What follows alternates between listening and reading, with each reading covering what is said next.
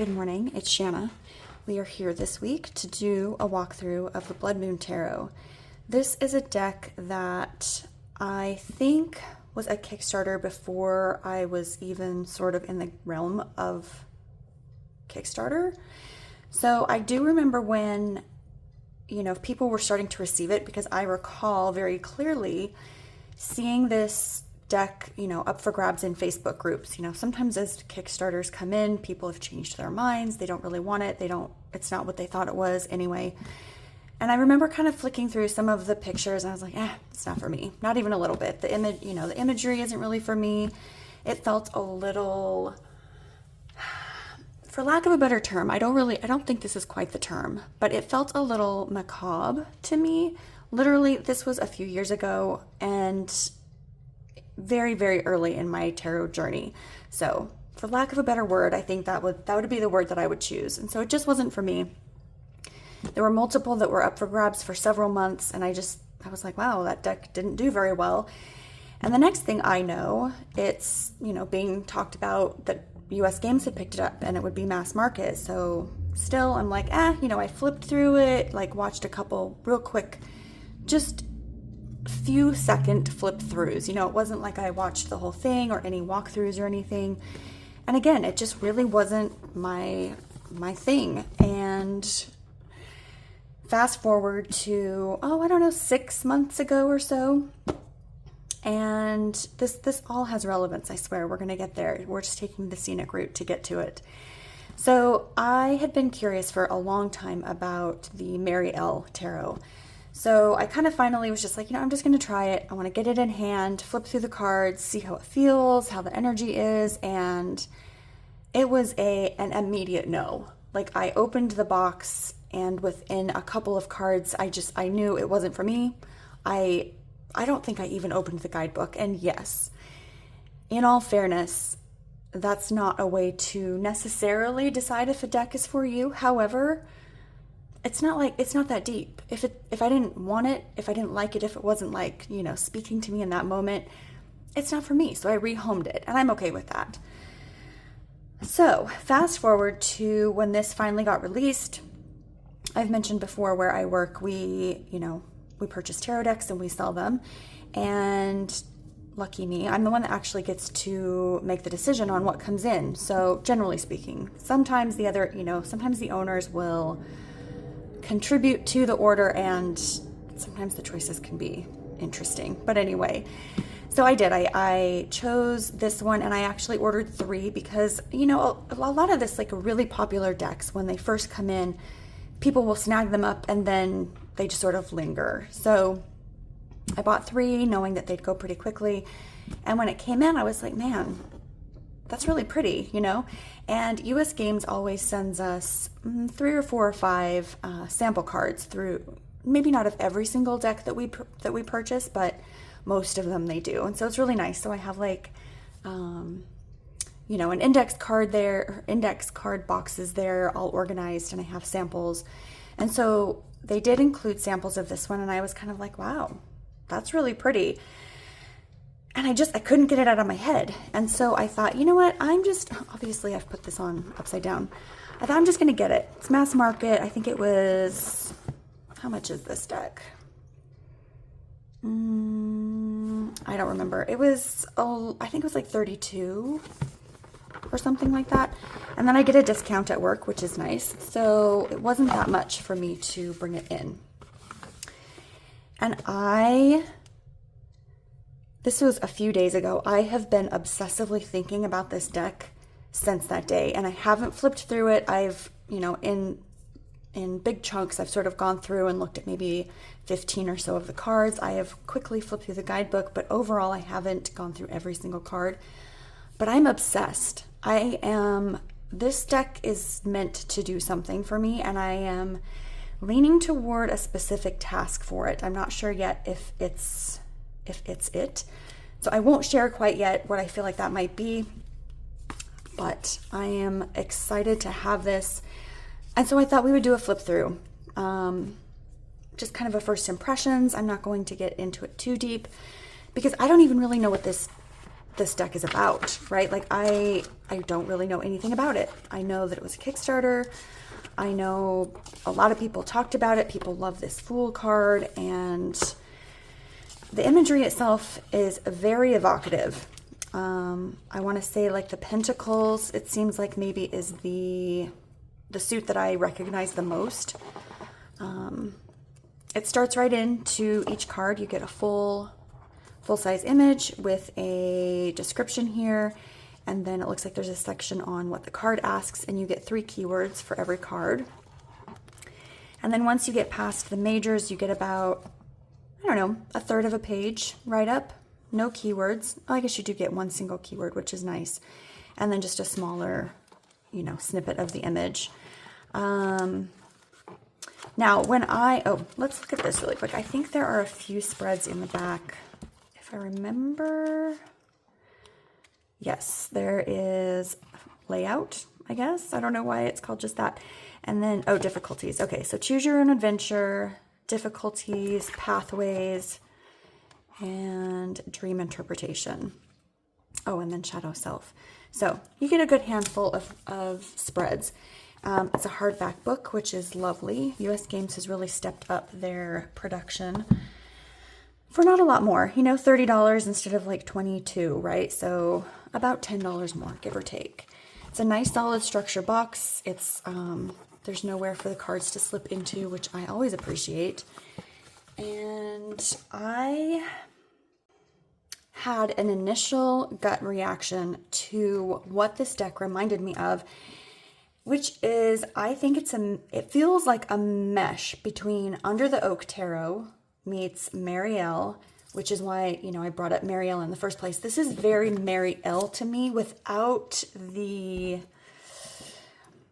I don't know, triggeriness of it, without the, Marielle feels very overly dramatic to me. It just, I don't know, it just has this weird energy about it that's just over the top for me personally. And this feels like it could fill that space for me personally. So in addition to Under the Oak and Marielle, I also think it feels a lot like Cursed Auguries. I think those 3 decks, which none of them worked for me. I've tried all 3. I've rehomed all 3 of those decks. For various reasons, they just gave me the ick. They just gave me a yucky feeling. I didn't like it. But this deck, I think this deck's going to work, and I'm so excited to get into it with you. So we're going to zoom in here, and we're just going to dig in. So we have the Fool, and I know these walkthrough, you know, I'm sure there's better walkthroughs, but not one with me. So here, we're here with me. And I'm super, super, super excited about it. Here are the backs, which, you know, I think they're fine. I'm not like dying over them or anything. They look pretty reversible, I would say. You do get the copyright here, but it's very, very, it's blended quite nicely. You don't even really notice it there. So we're going to slide this over. And then we have the Magician. So, okay, this artwork. Oh, you know, the other deck that this also reminds me of that I didn't add to my note, but this card specifically reminds me of the Botan Tarot, which I was tempted by multiple times. It's beautiful. That deck is gorgeous. Anyway, the Magician reminds me of the Botan Tarot. Let's move on. I'm rambling. I'm talking too fast. I'm excited. I've literally held off going through this deck so that I could do this video. So we have the High Priestess here, which I'm not entirely sure. Okay, I can see.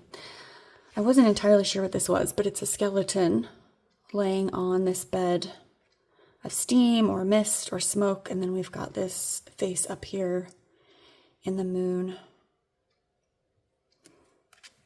I don't know. Does this not say Marielle to you? But like better? And I know people who love Marielle will probably die on that hill, that nothing compares to it. And I appreciate that. But yeah, it was not for me. So we have the Emperor, who is holding something here. What is that? A seed? Perhaps. He almost looks kind of like the Green Man here. I have not watched an entire walkthrough of this deck, so if anything that I say has been repeated or contradicted, please forgive. I really like this one. I think this is a fun Hierophant. I think it's very kind of steampunk. Again, but like, I just think it's cool. The way he's depicted, I love the stained glass behind him with the stars. This looks like an open, you know, window or doorway behind him. And he doesn't have that religious connotation, which I appreciate. I always like to see that. I'm not necessarily opposed to it, but it's nice to see something different. These lovers are gorgeous. At some point, I think one of the pages that I flipped to in the guidebook was talking about another card, but it mentioned this card and the keyhole in the apple here, which when I first looked at it did not see. But I just look at the detail in this. We've got these moths and bees. We've got what appears to be a key here.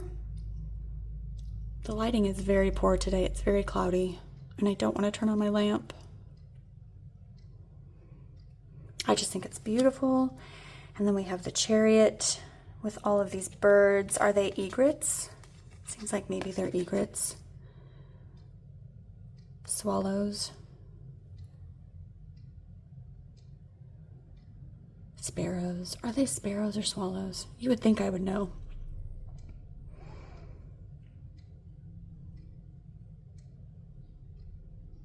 And he's got a needle and thread, right? I love that. So like he's mending his rug as he goes. I adore that. And then we have strength.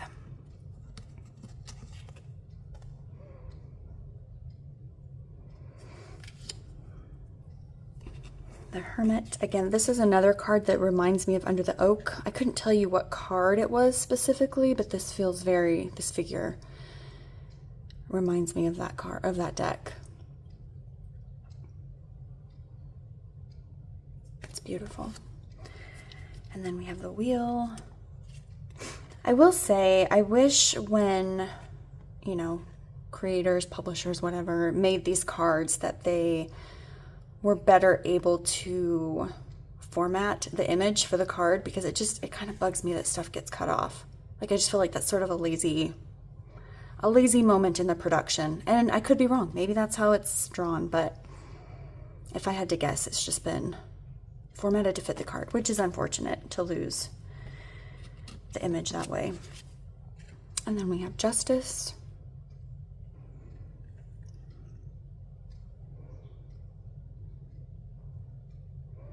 She's got these birds. Almost looks like they're coming out of her dress. Like she's releasing them from her.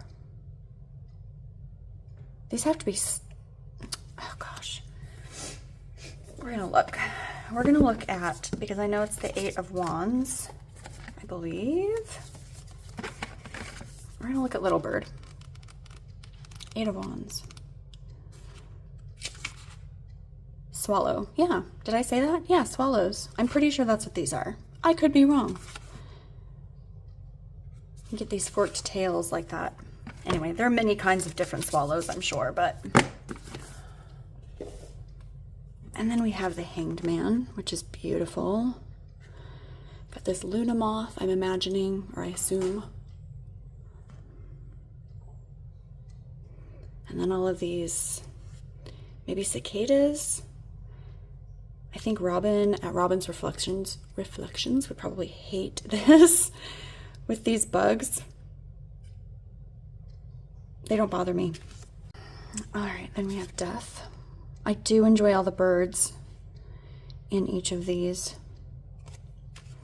We have Temperance.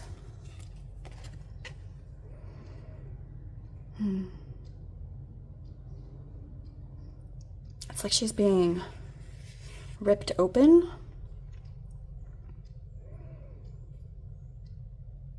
Let's look at the guidebook for this one. All right, here you go. If you want to pause and read that, but it does talk about fire and water, that they're dangerous, yet there are places in the world where these two untamed forces meld together gracefully. Holding back feelings is like holding back a swelling river. You're not going to stop the water from flowing. It'll spill over the banks and cause chaotic flooding. But if you give it a path to take, it will move through and eventually calm as it flows through this outlet. I do like here the creator talks about, you know, she says, I relate temperance's theme of emotions to my own creative process. Emotions have an elemental quality that's powerful and difficult to ignore. I like that personal aspect to this. I actually, because when I read a guidebook, which I enjoy reading the guidebook for a lot of different scenarios when I'm using tarot, but I do like to know what the artist or creator is thinking about that card, because for me, you know, temperance means temperance in each tarot deck, right? But if I know specifically that the creator intended something explicitly specific for this card, and when I read that and it relates to the question I've asked, that's what's exciting for me. So I love that. And then we've got maybe a couple journal prompts here, or just something, you know, something else to ask the cards. So I think that's beautiful. All right, and we have the Devil, which, spoiler, is potentially what I might be using this deck for, because I just started this book, The Witch's Devil, a few days ago. I had a very slow day at work, don't tell anybody, and I read quite a bit, so I'm nearly done with it. You know, I didn't read all of this at work, but I got a good chunk done. Anyway, I wondered if maybe this could be my Devil deck. I don't know. I'm not sure yet. We'll explore. Haven't done an interview with it yet. If you haven't seen or heard of this book, it's really good. Like, I highly recommend. It's by Roger J. Horn. I'm really enjoying it. I really like his books. I've got 2-3 others. I've only read one of them and have started one of the others. So anyway, it's just really good. Very fascinating. So super into that. That's what I've been obsessing over lately. And I just love this depiction of him.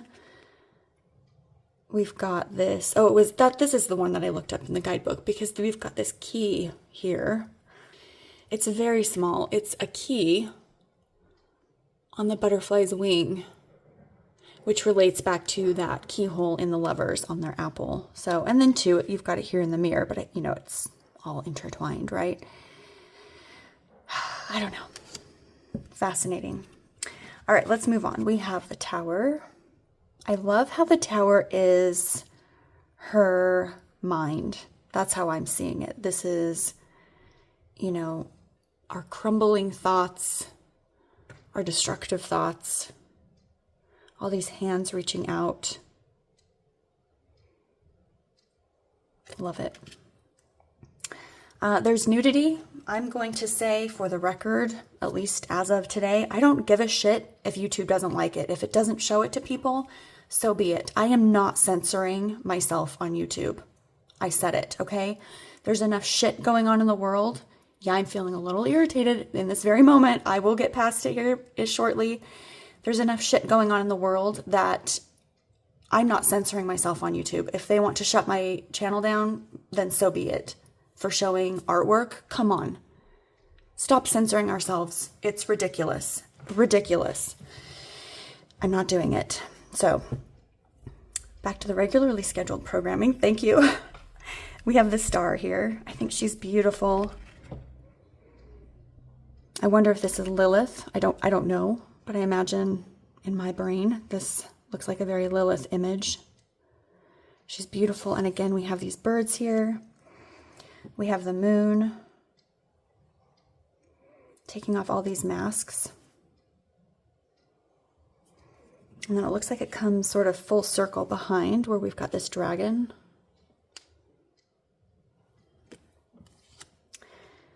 Sun. I love the sun. I have a really hard time with sun cards. A lot of them are just so predictable and just cheesy, but this is beautiful. It's lovely. It's deep. I like how he's got the bee on his forehead. Beautiful. I'm so thrilled to have this deck.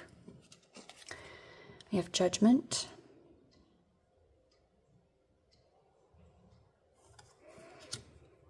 And the World.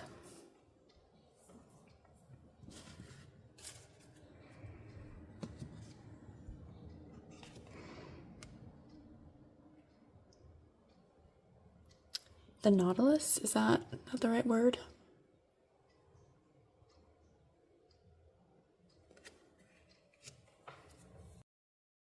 Ace of Dreams. Now, I don't know. I know, obviously, they've changed the suits. I'm going to assume this is swords, but let's take a look.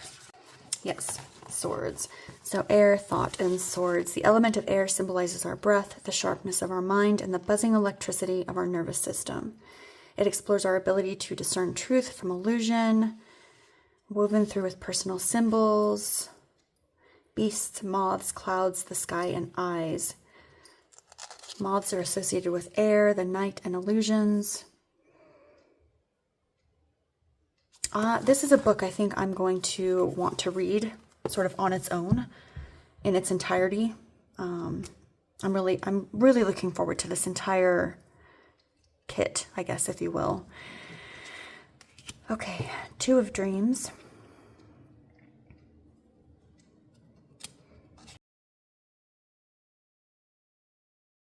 That Three of Swords. This is interesting. This feels more like Nine of Swords, sort of.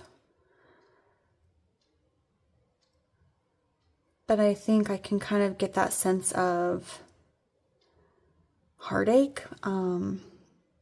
But how would one recover from this? I'm not entirely sure. So I would be interested to see what the guidebook has to say.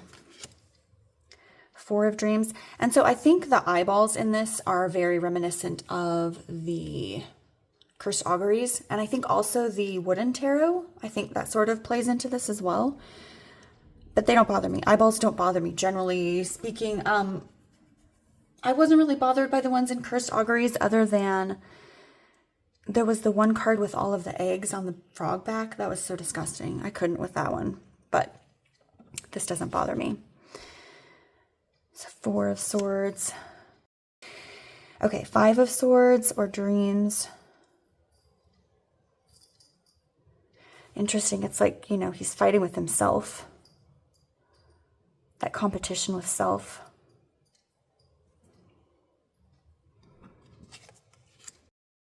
Six of Swords. I like this one. That's sort of that sense of escapism versus escaping.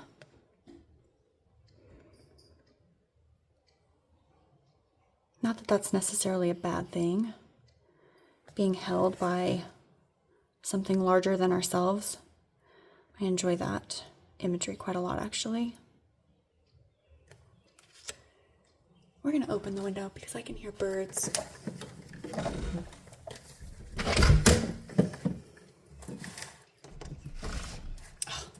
I hope you can hear that too. It's one of my favorite things to get birds in the middle of the winter. Pacific Northwest, I tell you what. Okay, Seven of Dreams, Seven of Swords. Sort of that, she's got this, you know, air of mystery about her. What is she taking? And is it hers? Is it someone else's? I'm very excited to dig into the book. And we've got Eight of Swords. I like all these beasts, you know, these are sort of aspects of ourselves.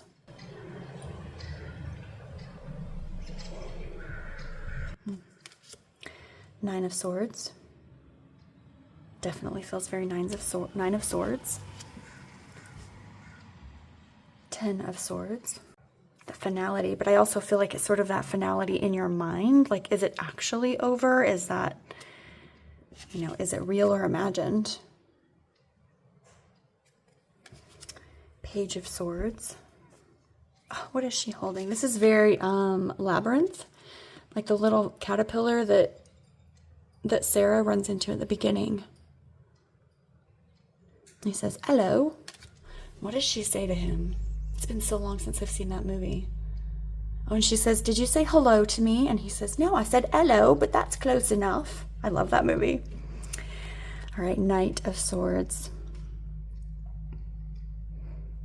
Sort of wrapped up in this armor, going into battle. Queen of Swords. She's lovely. Very intense, very serious.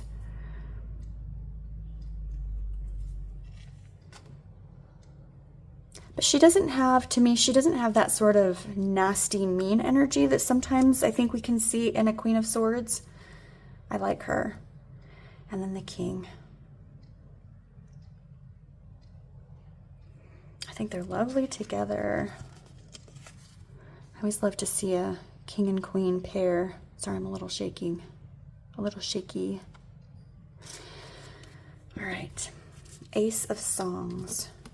Songs I would imagine are probably cups. Let's take a look.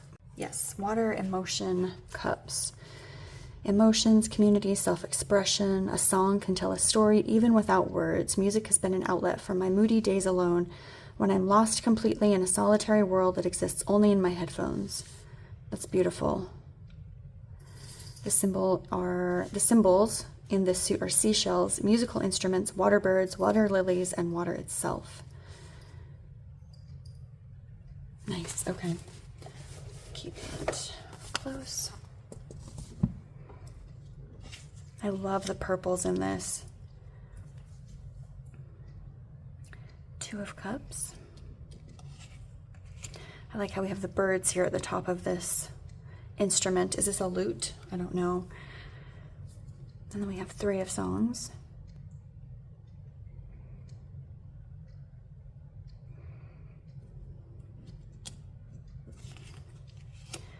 Four. It's like they've all got something to offer her and she's just sort of like apathetic about it. I wonder if these... Oh, they do. Maybe. I think so. Look. Do these go together? Like one after the other? Is this a thing I didn't know about? Oh, it is. Interesting. Look, because this is her hair. I love that. Okay. Interesting.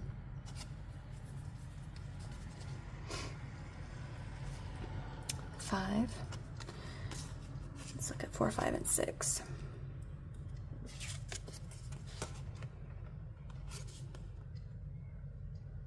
No, it doesn't quite go. But concept-wise, I can see where they're going with it. I really like that. All right, so 6 of Cups. 7. I sort of get the impression that instead of like being overwhelmed with outside decisions, it's more about how are we going to play this situation? We have all of these choices, but they're all within us. And we get to play them how we want, which is kind of lovely, actually. We're still in complete control. They're still all our choices to make. Looks like I wonder if we can stack cards. I don't know. All right, 8 of Songs. Sort of that moment of questioning yourself whether or not, are you going to stay here in this space? Or are you going to go and become more than, right? I like that a lot. 9 of Songs. Look how pretty she is. Oh, I just love this image.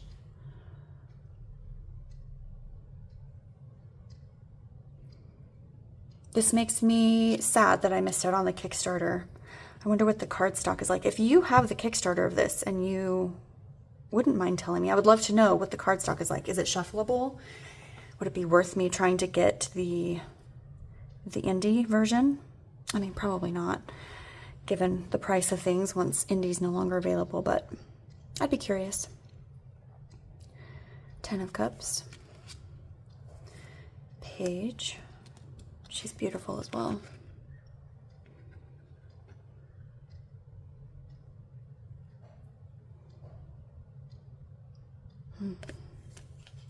The Knight.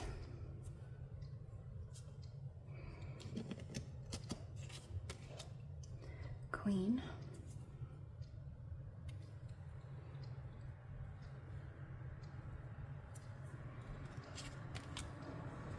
And the King.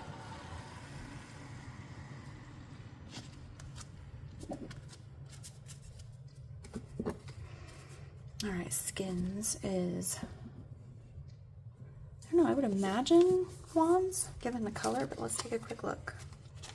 Yes, Fire and Will. The element of fire symbolizes how we direct our will, the eternal dance of change, and the internal and external transformations. Skins may seem like an odd title for this suit, but what better symbol of change and transformation than the snake shedding its skin, or the young cicada wriggling out of itself as its fully realized adult form. The imagery here includes snakes, mushrooms, fire, smoke, and autumn leaves. All right, Ace of Skins, 2 of Wands. This is interesting. I'm curious about this one, where we have that sort of possibility, the planning phase. Let's take a look and see what they write. I came to a place where my path split in two. My will was pulled in both directions, and my feet were bound in place. A snake wound itself around my ankles, circling again and again until I made my choice. Confronted with a choice where you must make a decision. What are you being pulled to do? So I wonder what the Swords was.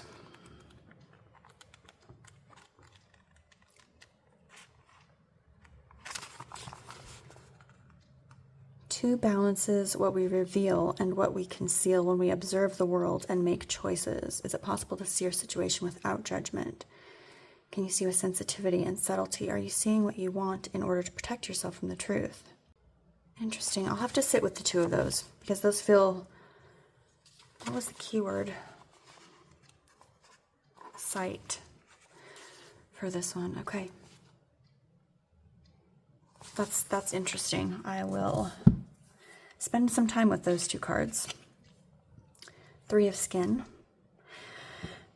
This suit makes me think of like the Mabon Witches, Seasons of the Witch Oracle, just the coloration. I wonder if it would look well with it. Look well, look good, go well. 4 of Skins.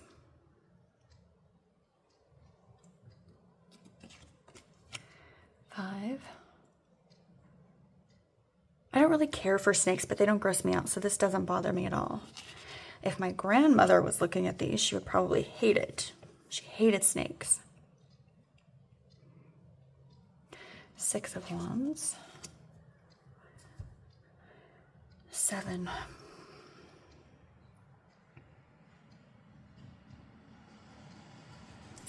Like we have that power of defense within us. We don't need external sources to defend ourselves. 8 of Skins. She's beautiful. Look at her red hair. This one reminds me of the Botan as well. I think there's an image with like a floral mask or something, if I can remember. If I can remember, I'll put it on the screen, but this reminds me of that very much. Just the figure, himself or herself. 10 of Skins. I like this one because it feels to me like, you've sat with this burden for so long now with your eyes closed. You're not looking at it. You're not acknowledging it, that you've got mushrooms growing on you. So what does that mean for you, right? I love that. Page of Skins. The page for me has always been sort of that adventurous spirit. Let's take a quick look at the keyword for Page of Skins.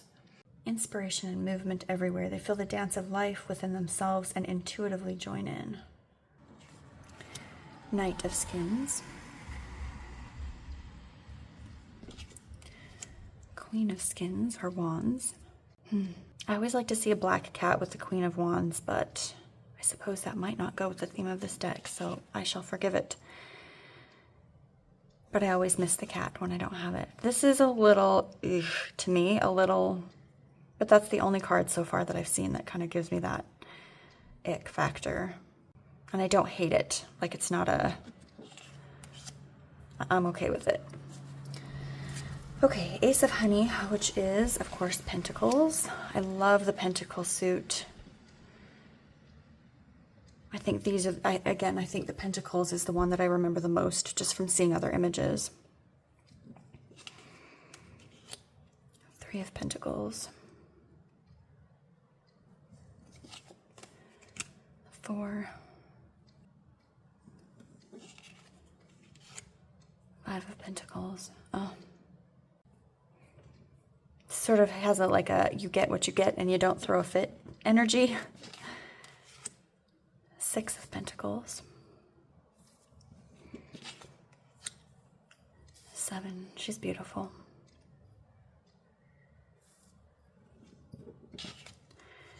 8.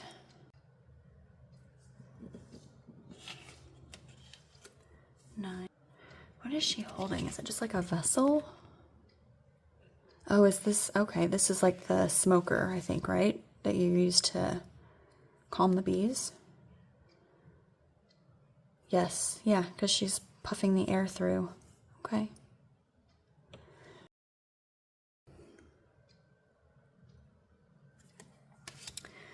Ten.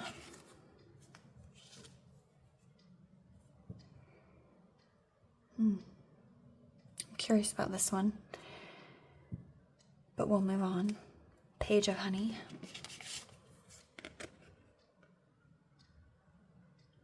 I like her. She feels a little older than you generally kind of tend to see a page, right? The Knight. Queen. She reminds me of, I don't remember her name, the older sister on Lilo and Stitch. She's quite lovely. And then we have the King of Honey. I don't really feel like these two necessarily sort of match, I guess, as well as some of the other kings and queens. Let's take a look.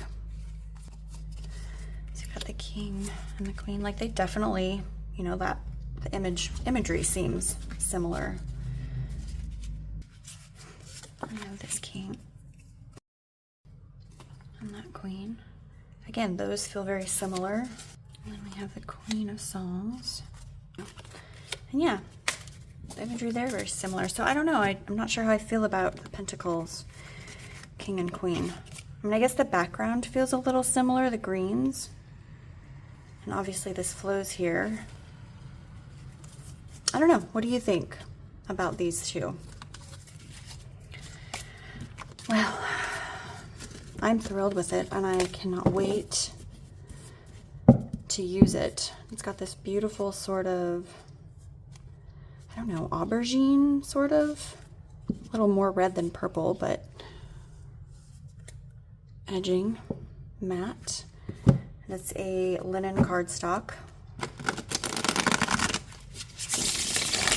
So it shuffles beautifully. Let me know if you want to see a pairs video with this deck, and I'll see what I can do. But for now, this is all I have. I really wanted to walk through with you and get my initial impressions. So thank you for joining me, and I will catch up with you next week.